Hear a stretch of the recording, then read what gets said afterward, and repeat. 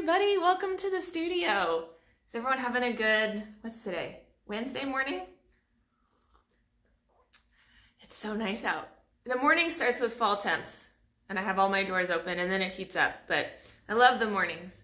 So I'm here all by my lonesome in Liberty this morning. I've got makeups later today and we've got, some drawing classes this afternoon, and I've got a private lesson tonight, and I have a watercolor class tonight, so it'll pick up. But right now it's kind of slow, so I'm just kind of doing office-y work. And I thought I would go live and paint some watercolor trees with you.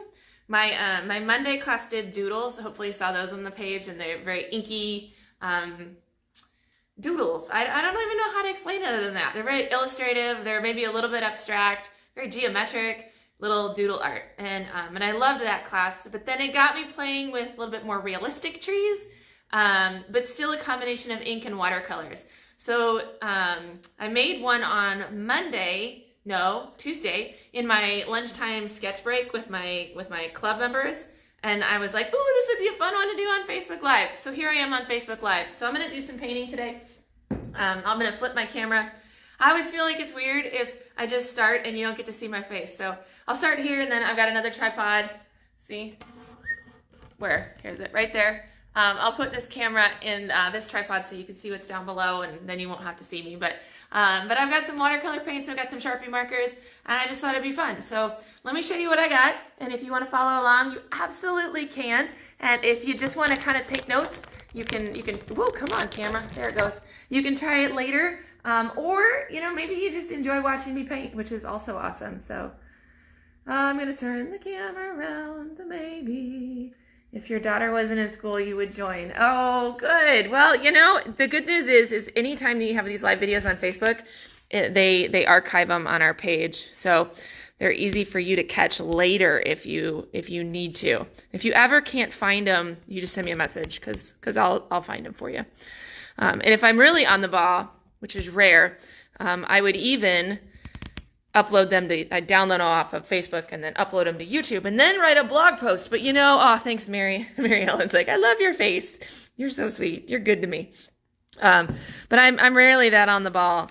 So hopefully here someday. Okay, so I pre-drew some trees on my paper because I figured y'all didn't want to sit here and watch me do that. And now that I'm here, as I'm opening my drawers, I wanted some tape, because I do want to tape this down. I'm gonna ink the trees that I drew in pencil, and then I'm gonna splatter paint some pretty fall leaves on them.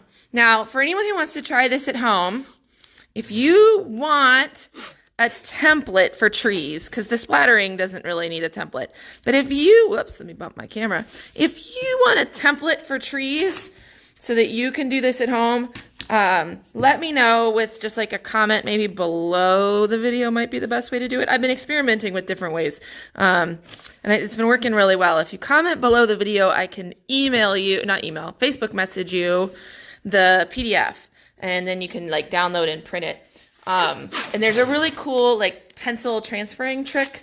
And if you don't know that, there's a video on my YouTube channel that I can totally get to you. But it involves coloring on the back of the PDF, and then you trace it. It's basically like a carbon technique. So I'm taping this down because the background's going to get pretty wet, and I really don't want it to wrinkle. So I also, when I teach my watercolor classes, I always tell my class that I paint on a board. It's just a inexpensive, I think we even cut these. We bought the particle board at the hardware store, and it was in a big old sheet, 4x8 or something, and we cut them into these little lap boards. And they are great for this application, to be able to tape something down, or if you're doing a drawing and you're not at a table, it's great for that, being outside doing in plein air art, which is I think why we originally got them, but I use them for watercolors. You can also tape your paper to the table, but and this won't be a good example of that, but I like having it so I can move it, because gravity is so helpful in watercolor painting. It's nice to be able to pick it up and tip it sometimes to make that water run the way that you want it to. And if it's taped to the table, you can't do that. So if you don't have a board like this, again, you could just tape it to the table, but you could also use a cutting board or some of the artists that take my club classes at night, they use like back of a cookie sheet. Also works. So what are the chances of there ever being a makeup class? Like makeup? or makeup classes. Mary Ellen is totally going to have to help me with that. Because we do makeup art classes all the time, but if you're talking like makeup, like eyeshadow stuff, I don't know if you're talking to the right person. Since I'm not wearing any today. It's in my car though. I could totally go put some on. Jennifer, yes, I do have a YouTube channel. I do. Mostly the YouTube channel is totally an afterthought, you guys. So anything that you see on YouTube is pretty much recycled content that you would also see in the blog or you would see on Facebook. So it's nothing unique. But if you like to get your videos from YouTube, decline that call. If you like to get your videos and your information from YouTube, you can absolutely do that. So. All right, I should talk and draw. All right, I've got my little Sharpie marker here. Actually, I've got little ones and then I got big fat ones. I don't think I'll use the fat ones because my trees ended up smaller than I thought. And I also grabbed 2 markers because you just never know if one of them are going to be good because, well, these are well-loved markers. Let's be real here in the studio. So I'm going to ink these trees and these are nothing fancy. And you can decide, when we were doing our class on Monday night, I was telling my people, like, you got to decide if your branches are, like, straight, angular branches, or if they're, you know, kind of a swirly branch, right? And both are good. One's a little bit more stylized than the other. So I'm gonna kind of go a little bit more angular with my branches. I feel like it's a tad more realistic looking. And I'll get some weight added to some of these. That's a term that we use in art. When we talk about the thickness of a line, it's line weight. So a heavy weighted line would be a thick line, of course, and then your not so heavy skinny lines. Both are an important part of drawing. So, and if it's, you know, like all one weight, we usually call it a mono line or a monolith. So I'm just going to outline this really quickly. Gosh, grammar is so hard.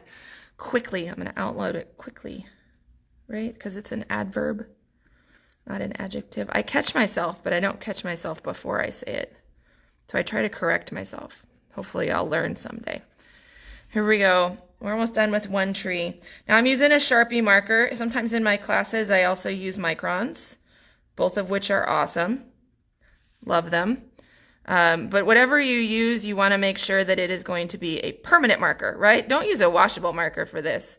Because when we get this really wet and we start with splatter painting these trees, you don't want your branches to be all oozy and that you don't want them to run, right? So I've got 3 trees drawn on my paper. When I did this in my journal on Tuesday, which I guess was just yesterday, holy cow.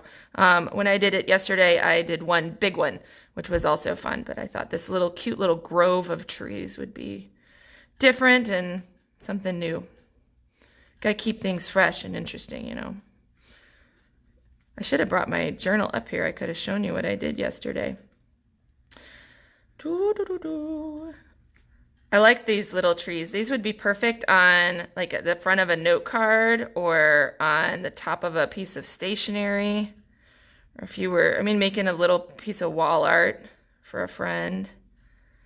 Get yourself a cute little IKEA frame and put one of these little fall pictures in it. If you're one of those people that hangs seasonal decor, I'm not. Totally not. I don't hang seasonal decor. I barely hang any decor, much less seasonal. It's certainly not going to change it. But I love the people that do. All right. Trees are fun to draw because they don't have to be perfect. Those people that are like, I can't draw a straight line. You should draw trees because they're not straight lines. Now this is a full silhouette, right? My trees are black. They're all colored in.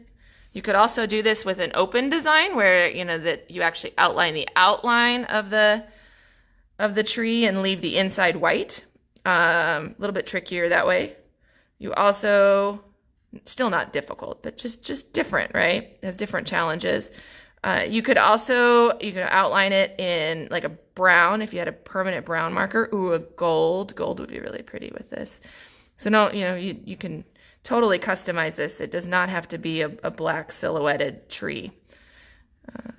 Heck, it could be a turquoise tree, And then I'm gonna do my painting. I'm gonna do it in fall colors, but you could absolutely do this in, any of the colors.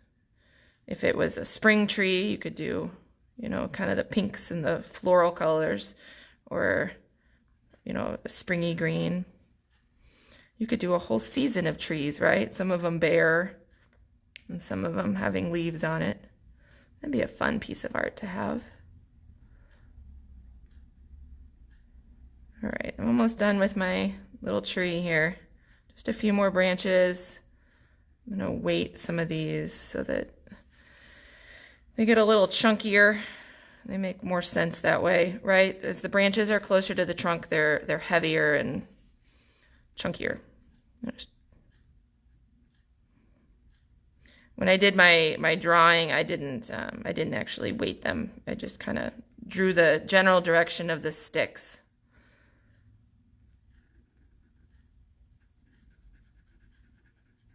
The other thing you could do is, as I'm drawing this, I think of ideas, is you could use the ink like this, and then you use your ink techniques, right, where some of it is left white, where there's highlights on the trunk, and where there's cross-hatching or shading done with the ink. For those of our artists who have taken some of our ink classes or taken somebody's ink classes and what cross-hatching is, you could shade one side of the trunk and one side of the branches and get something very dimensional here. Okay, I'm going to pay a little bit of attention to the bottom of my trees, because if I try to do it later when this is wet, it's not going to work. I'd have to wait for it to dry, and I don't want to do that. So I'm just going to kind of finger out some of these, like it's got like a claw on the bottom. There we go. There, now it looks like they're standing. Apparently my hands were not really clean because I've got blue stuff on my paper, but I'll deal. It'll be all right. I'm going to see if I can find an eraser. There it is. I'm going to erase my pencil lines because, again, once I get the watercolor on top, we're not going to be able to do that, so should probably do that.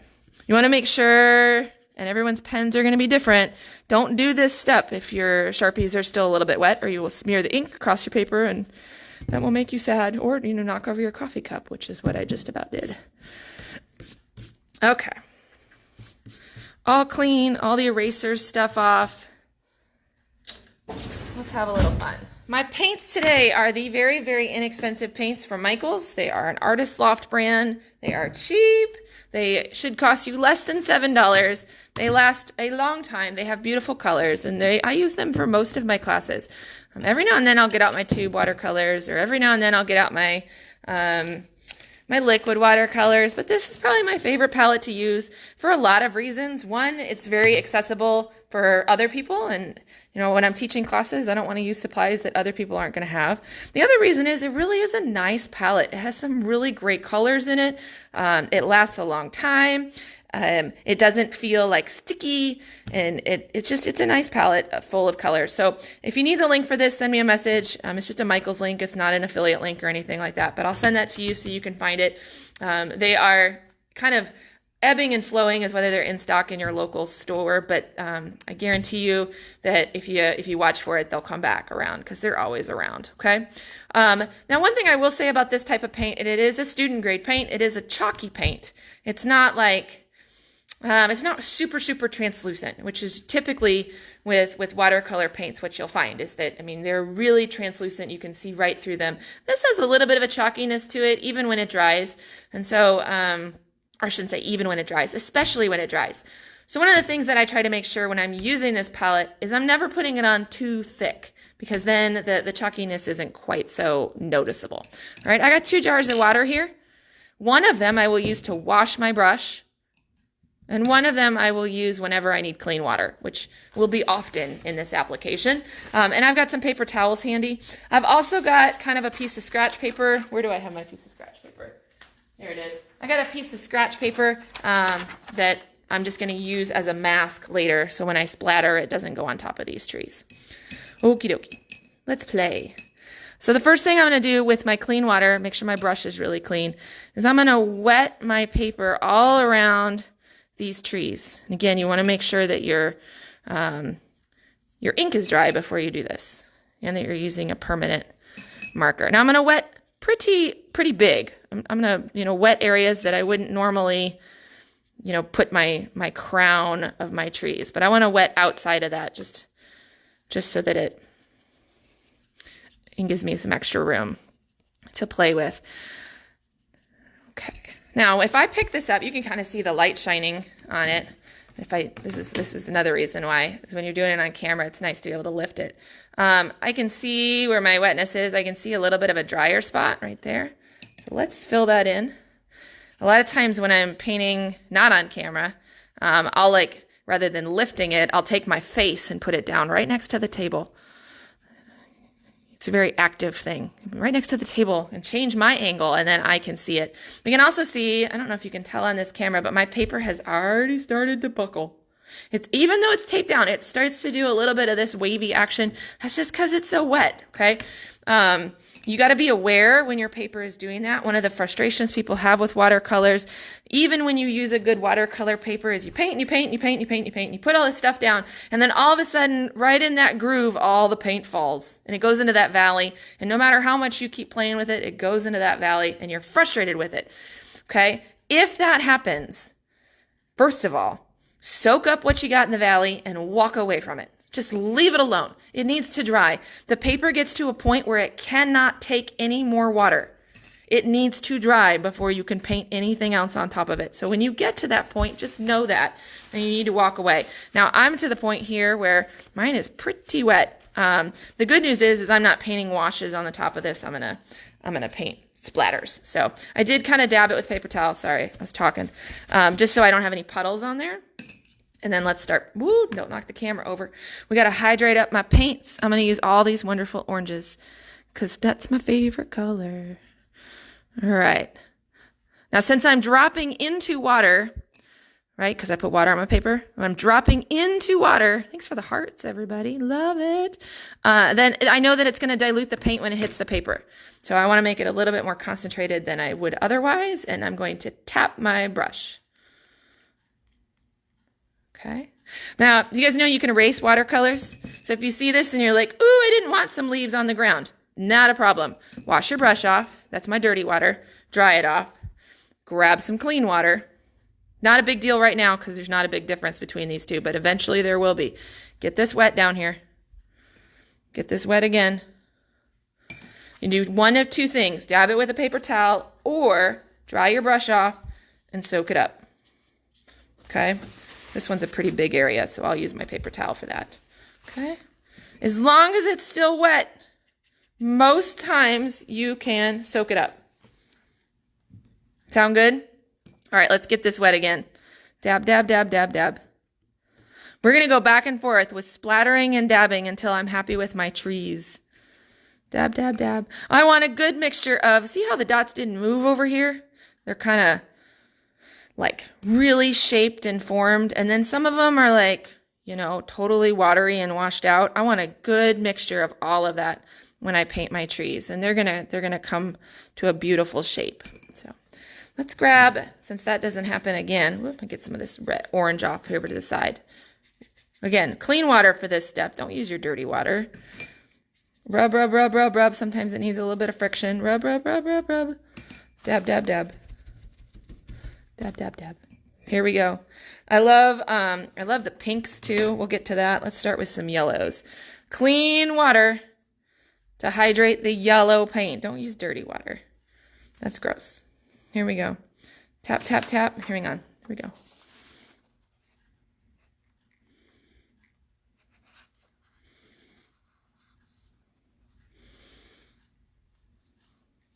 Tap, tap, tap.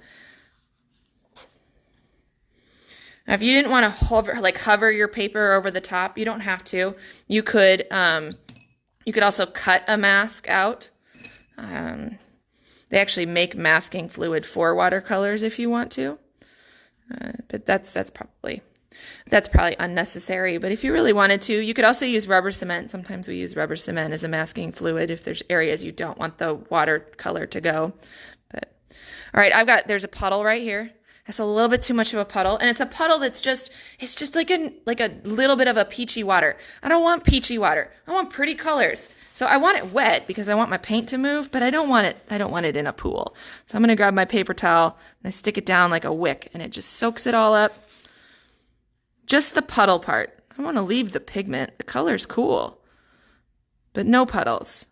Puddles make it so that I can't put more, and I'm not done, so I need to put some more. Okay, let's put some more in. Let's put some more colors. I've got some really great oranges. We're going to build up some fun layers here. This one here is one of my favorites. It's like a rusty orange color. Again, clean water in the colors. Okay. I'm going to go kind of close to the page. Now, for those of you who are wondering about splatter painting, you didn't know there was an art to this. Okay, if you want big splatters, like big splotches, your brush needs to be really full. If you want teeny, teeny, teeny dots, then your brush needs to be almost empty. This one's pretty full, so it should drop some pretty big ones. You want to change your directionality because you're going to get different lines of color depending on which way you're facing. Okay. I'm going to get a little bit more strategic here. We've been doing some splatters. Oh, I was going to use red, and now I changed my mind. I'm going to totally use pink because I can. I'm going to load up some pink. Now my pink brush is loaded. Take a little bit off. And I'm going to just dot instead of splatter, just for something different. I'm going to go right into where I think there's already some water. Look how it moves outward. Now you got to be careful when you do the dotting because you can have a tendency to have it start to look like a chocolate chip cookie. That's what I tell people. All right, so when you're doing dots, make sure some of them are close together. They're not all spread all over the place, right? They're not evenly spread. This isn't well, it could be a geometric polka dot exercise, but not mine anyway. Mine is not. I want it to be a little bit more organic. So some of my splotches are close together. Some of them are further apart as we move throughout the tree.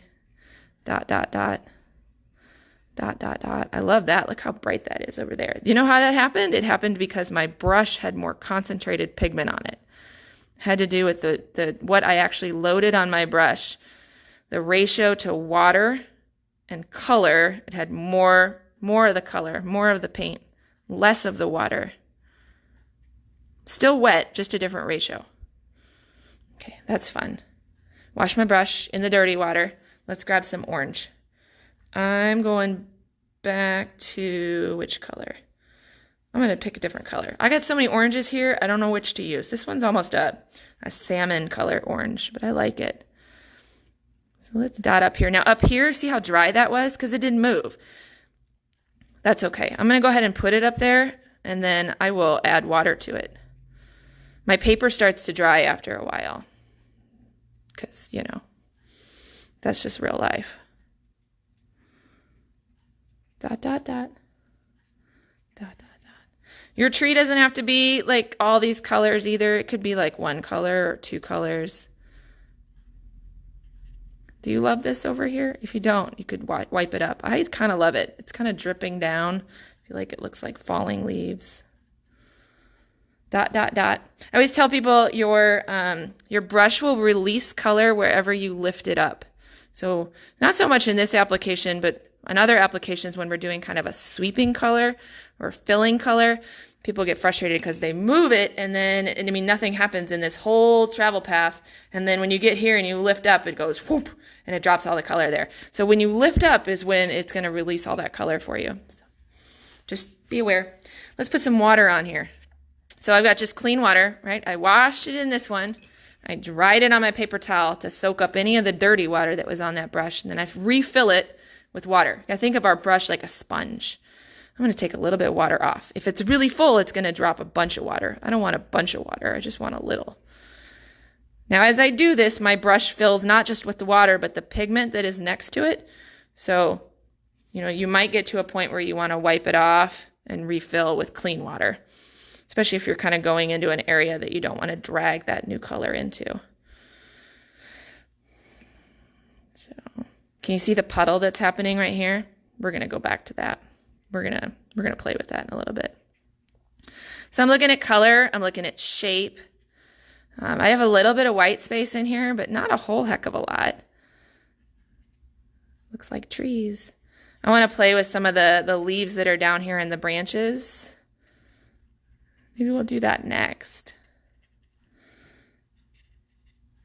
Super fun. Before we do that, let's address this pool that's happening. So I dry my brush. It's clean and it's dry. I'm going to use it like a sponge. I'm just going to soak up some of this color. And I'll go back and I'll put more in it, but it's starting to puddle and I don't want to puddle.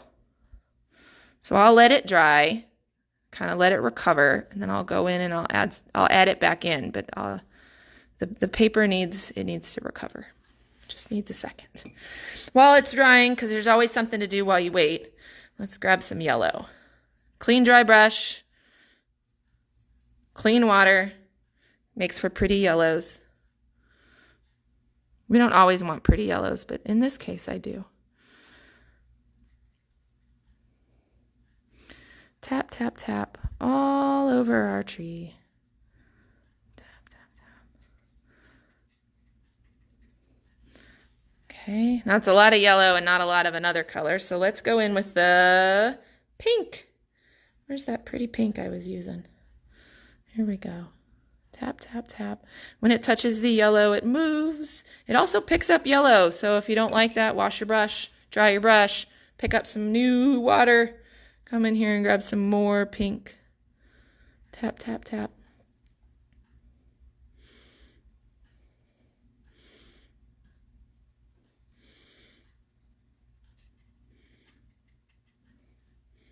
Wash. I almost stuck it in the wrong jar. Did you see that?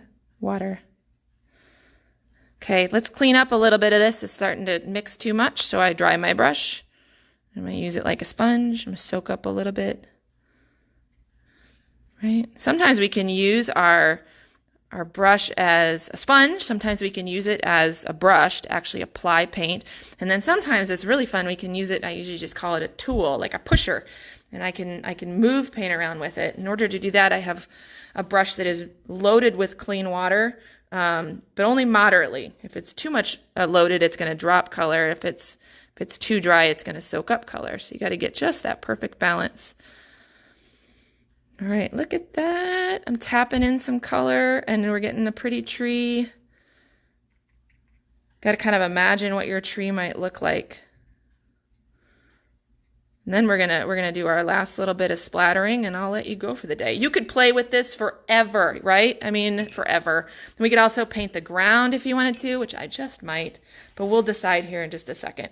First, let's splatter paint some of our outside area. Now, you could do this with a toothbrush if you wanted. You can do it with a paintbrush like I'm going to. If you wanted to, you could have a piece of paper off to the side, and you can practice this before you even get started in it. I'm not going to. I'm just going to load up my brush. And again, if it's really full and juicy, it's going to leave great big drops. You have a little bit less, control when it's really, really full, like this one. Now, if I wanted to take a little bit off, I can rub it on the edge of my paint palette. I can drag it on the edge of my water jar. I can also tap it on my paper towel a little bit and see how it pulls some of the paint out of my brush. Well, now it's not too full. So here we go. I'm going to grab my little mask.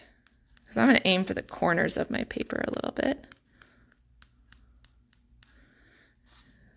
Miss Sarah is voxering me. I just got a notification. I'll talk to her in just a second. Let's load with a little bit of water, which means that I'm going to get lighter yellow drops, right? Because if I was doing because I add water to the current pigment, it just dilutes it. Okay, here we go. Let's go with the orange. And I do want that to be lighter. So we're going to mix in some water. You could do this on a palette too. You don't have to mix it in your...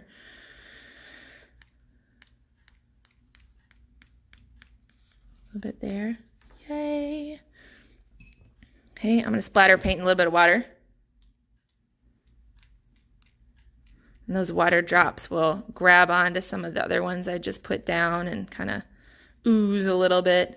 Now, if you don't like that, and if you're like, gosh, that's too much, Allison, I didn't mean to put that much, it's an easy fix, right? You can grab your paper towel if you want to. You can also dry your brush. See, I got my paper towel right here, and I just soak up the pigment on my brush and then dab it, and it kind of disappears. Some of those freckles do. They kind of go into the background. They get messed up. If you wanted to totally erase them, you could do that trick that we looked at the beginning, right? Where you kind of scrubbed it with water and then soaked it all up with a paper towel. So I kind of like just this kind of messy look back here. So I'm going to leave some of my splatters and some of them I'm kind of dabbing away. You can see my highlights and see how wet that is. Let's paint the ground and then I'll let you guys go. I'm going to paint my ground orange because it's my favorite. We'll use a different technique here. Let's go with, put a pretty saturated coat here. Whoa, I dropped my paper on the ground. Oh well. I'm going to put tab, tab, tab right next to these. I could also make a straight line, but I feel like an uneven line is kind of more in line with what I'm looking for here. Okay, and then let's fade it down into the ground. So I'm going to wash my brush, dry my brush, get all the dirty water off, add clean water, and we're going to drag some clean water right along the bottom. And then I'll just dry it a little bit and make sure it looks what I want. Right along the bottom. There we go. I'm going to put it a little closer to the camera so you guys can see. Look at that. Now, if you wanted to have more than one color in the ground, this is why I'm like, what? I don't know. I can't stop, you guys. I know I'm like, I'm going to paint the ground and then I'm going to be done, but I just can't. That's too much. How do you know that? I've painted a lot. Just a ton of practice. I'm going to tap in a little bit of pinks in my ground. Tap, tap, tap. I want to do that while that's wet so it does the same kind of fading that the other one did. Look at that. What a fun fall tree picture. Okay. So I'm going to leave it on the board. A lot of times in class I take it off because I'm so impatient, but I'll leave it on the board and let it dry a little bit. That way it stays nice and flat. But I hope you guys enjoyed this. Hope you had fun. If you try it, I'd love to see pictures. If you want a template to transfer instead of drawing trees, let me know and I'll send it to you in a messenger like thing, Facebook Messenger. It'll be a PDF that you can download and print if you want it. You can just comment and I'll take care of that. It might be later tonight by the time I get around to it, but I'll do it. So I hope you guys have a wonderful rest of your Wednesday and I will chat with you soon.